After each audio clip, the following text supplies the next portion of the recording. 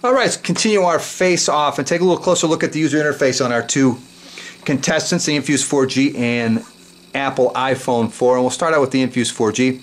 Runs Android 2.2 Froyo, which means you're going to get 7 different panels that you can customize with either Samsung or Android widgets, application shortcuts, bookmarks, or folders. And it runs Samsung's TouchWiz 3.0 UI overlay. So let's take a look at what all that means is you're going to get some different widgets that are made by Samsung you can use. This is the Android calendar widget, Samsung Active Apps. Tapping on it will take you to a task manager, which is pretty slick, which you can simply go like that, and all of the background applications, which is pretty nice. So built-in task manager.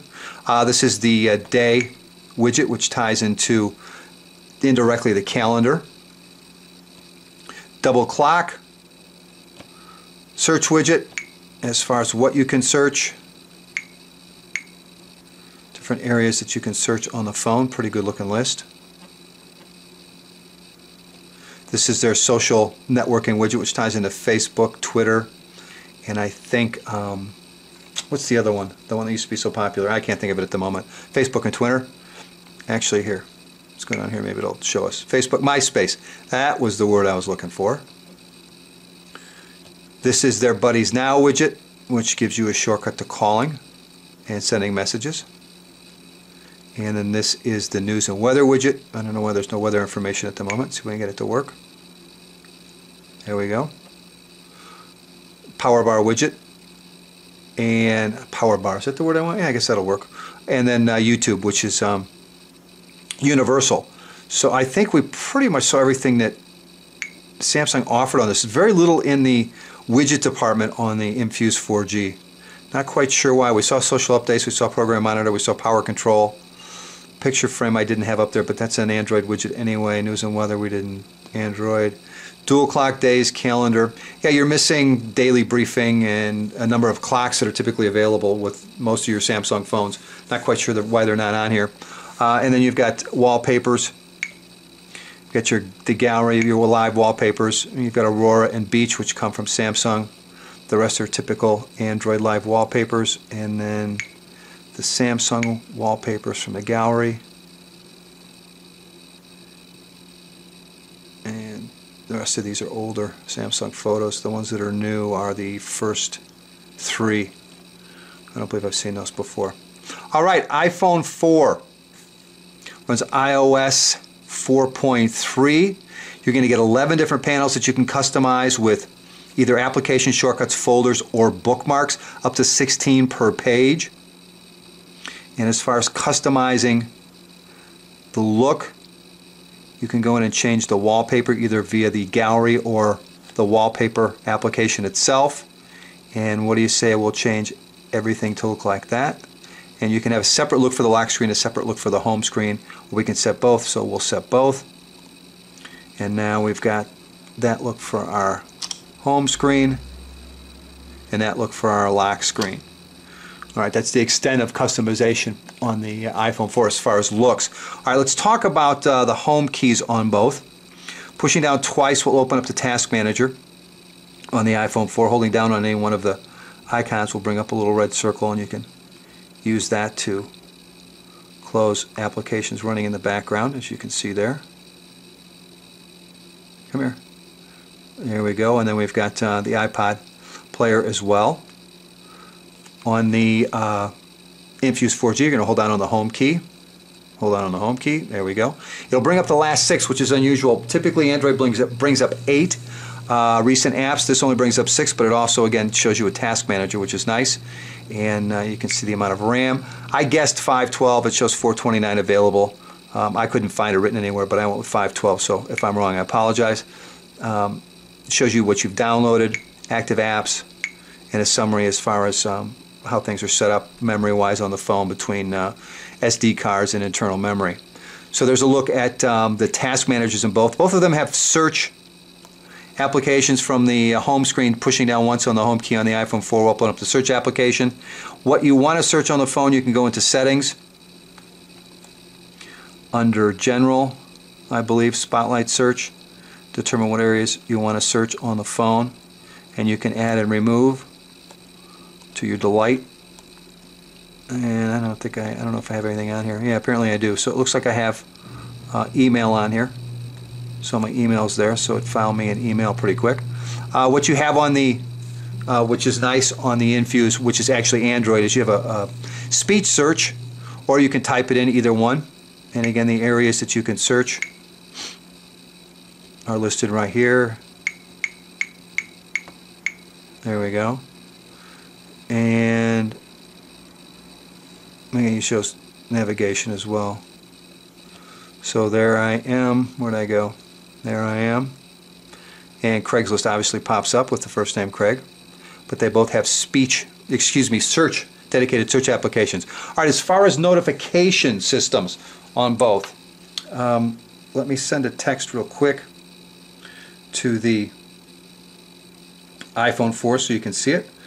And as I recall, the number is 805.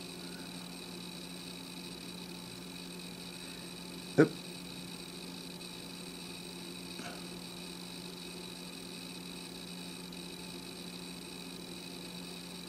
Alright, I've just sent in a message, so that should show up in a minute. We can start with the Infuse 4G. You can see up at the top, you've got a notification bar. Simply sliding down will open that up. And you can see I have a voicemail I've been taking a look at. Also with Samsung, you have some connectivity manager shortcuts, Wi-Fi, Bluetooth, GPS. Also put the phone on silent, which you can see that I haven't done yet. And you can rotate the screen. You can tap on these, go directly to them. If it's an email or a text message, you'll have a clear option here to clear them and not deal with them. Or you can tap on it, go to it. And if you don't deal with it, it'll continue to remind you in the upper left-hand corner. On the iPhone 4, you can see I now have a text message, and it tells me what it says. It says test. I can either, if I close this, the problem is I could reply or I hit close. When I hit close, I no longer have any notification and I have an unread text message, which is kind of funky. It doesn't operate that way with email or missed calls. When you go to the application, it's going to continue to show it until you take a look at it, as I'm pretty positive. But with texting, it immediately, if you don't hit reply, it gets rid of it as far as notifications. So a little difference there between these two. Anything else I wanted to show you? Let's take a look at the main menus, and there really isn't a main menu to take a look at on the iPhone. It is the main menu, and again, you can have 11 different panels with up to 16 different application shortcuts, bookmarks, or folders. This is the main menu on the Infuse 4G. Exact same style, or same format anyway. And again, it scrolls right to left, the same as you're going to see here. As far as control, you can change the view to grid, alphabetical grid, or alphabetical list, which is nice. Show you a list. Alright. And on the iPhone 4, you're stuck with the look that's there on the iPhone 4. So anyway, there's a look at the user interface on our two contestants. Alright, what do you say we take a look at the messaging applications on both of our contestants, and we'll start with the Samsung Infuse 4G. Let's see what we have under the hood here. What's hiding back here? Input method. We've got swipe, Android keyboard, and Samsung keyboard. See, we're looking at the Samsung keyboard right now. We've got speech to text. Here's your settings key right here. Go in and set that up. Let's take a look at the Android keypad real quick. And you're going to get pretty much the same look. You don't get a settings key. You've still got your speech to text. Again, in both cases, numbers and symbols are accessed in the lower left-hand corner. And let me make sure that's true on the Samsung keypad. Yeah. Well, actually, you can access numbers on the Samsung keypad, long press on the top row. Symbols, though, you're going to have to go through down here. And then let's take a look at, last but not least, our swipe keypad, and there it is. Oh, and you can see it's the first time I've opened it up. And there we go, there's our swipe keypad. And again, you've got the chance to change languages as well as long press for symbols and numbers, which I think is great. Speech to text is switched from the left to the right. Your symbol key is now down here in the lower left. And I'm not very good at this, but I'll give it a shot. Call John on Tuesday. Not bad. Call Job on Tuesday. And what I'm really interested in, for our meeting next Wednesday. For our meeting next Wednesday. Perfect. So no problem at all. Let's take a look at that. The keypads in landscape. Alright. Input methods, Android and landscape. And I think we're going to see pretty much the same thing with the Samsung and landscape. There's your Samsung keypad and landscape. So there's all three keypads and landscape. Now let's take a look at what if I want to attach something. What can I attach? Attachments are slideshow, pictures, videos, audio, capture picture, capture video, record audio. So you've got direct links to the camera, which is great. A contact, so vCard, calendar, vCalendar, or a memo. So those are the different attachments that are available. Smiley faces are right here. And we get a little picture with our smiley faces. Got quite a few. Did I say coughing? Oh, it says confused. Okay, I thought that said coughing for a second. So anyway, there's the messaging on the Infuse 4G. Let's take a look at messaging on the iPhone 4, and you can see that I still have what I typed up yesterday for the Galaxy S2 review. So anyway, here's our keypad, and again, there is no speech to text. There's numbers and symbols lower left, as you can see there. Take a look at our keypad and landscape. If it'll cooperate. Here we go.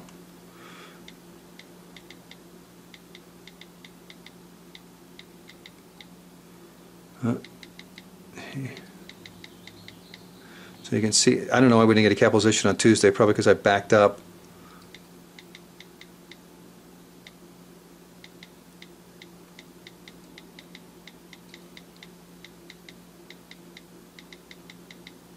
There we go. Word prediction's very good. I don't know, again, I don't know why I didn't get the capitalization on Tuesday. Apparently I didn't finish the word and tried to back up and then finish it. But keypad works great. Again, there's no speech to text. As far as attachments, you can take a photo or video or choose something from the gallery, and that's it. So there's a look at our two messaging applications on the Infuse 4G and Apple iPhone 4. All right, what do you say we wrap up today's face-off between the Infuse 4G and Apple iPhone 4 with our browser comparison? We've got them both running off the same Wi-Fi network. I have the flash disabled on the Infuse 4G. Don't forget to stop by smartphoneenvy.com. Check out the winner of today's face-off, along with my written review, photos, and videos taken by today's contestants. And if you're watching this on YouTube, there should be a link under the description for you to click on so you can get over there post-haste. All right, let's kick this off. We'll start out, obviously, with Smartphone Envy. And we're off. Again, both on the same Wi-Fi network. And the iPhone 4 is going for it. So is the Infuse 4G. The winner's going to be...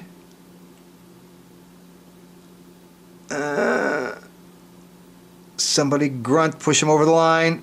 Somebody get it. It's going to be... there must be email or something coming in because both of them gave us a big poop here all of a sudden. Got the page on the iPhone 4, some rendering issues up at the top. Got the page pretty much the same on both. A little irky-jerky here. It's definitely smoother on the iPhone 4 so far. Doesn't look like anybody actually needs or wants to download the entire page. For some reason, something's going on with the internet. Not quite sure what it is. Pinch to zoom, double tap, rewraps, fit to display. I have a feeling that's all the way it's downloaded now. Yeah, the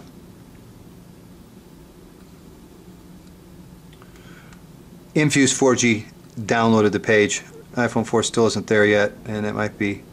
well, I don't think it's part of the rendering issue. It seems to have a problem rendering that menu bar all the time. Other than that, it looks like it did fine.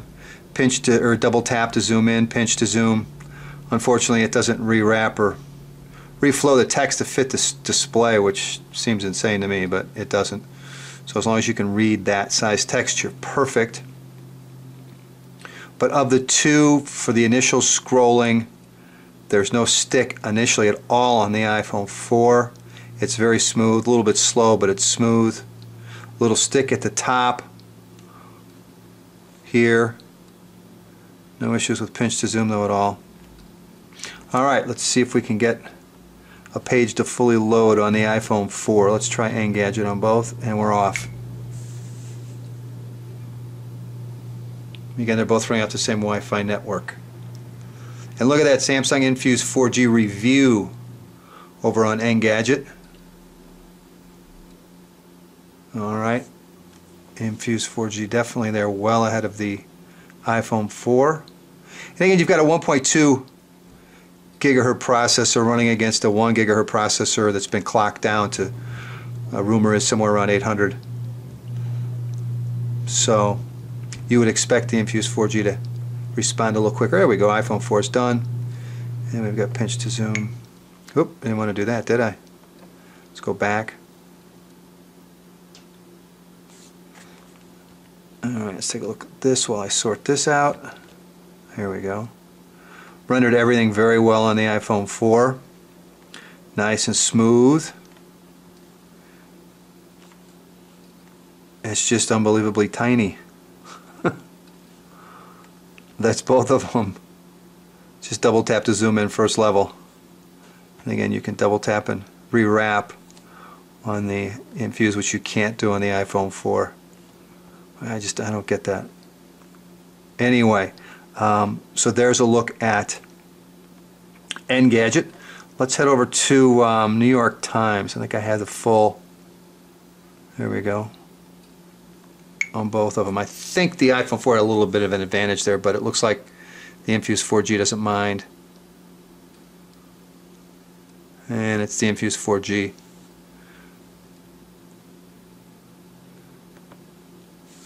Double tap to zoom in. Double tap to zoom in. Now see, it did a nice job of zooming in on the iPhone 4 there. Much better than on a busier site. So on mobile sites, you're not going to have a hard time at all with the iPhone 4. It's going to be great. But if you're looking for a desktop-like look, you're simply not going to get it with the iPhone 4. The display is just too small and it doesn't rewrap text. So if you want to enlarge it enough to fit the display like that, so it's easy to read, that's a little too big, but it's not too bad there. Let's actually go to the article and see how it looks.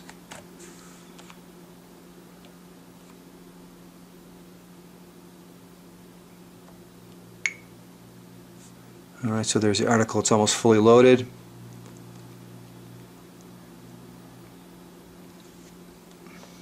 Alright, you can see that the Infuse 4G is quite a bit faster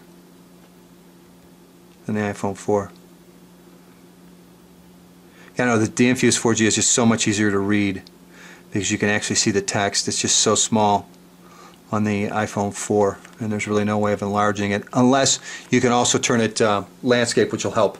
So anyway, there's a look at our two AT&T compatriots, the Infuse 4G coming out this Sunday, May 15th, and the iPhone 4, which is AT&T's superstar. I hope it's been helpful. Take care.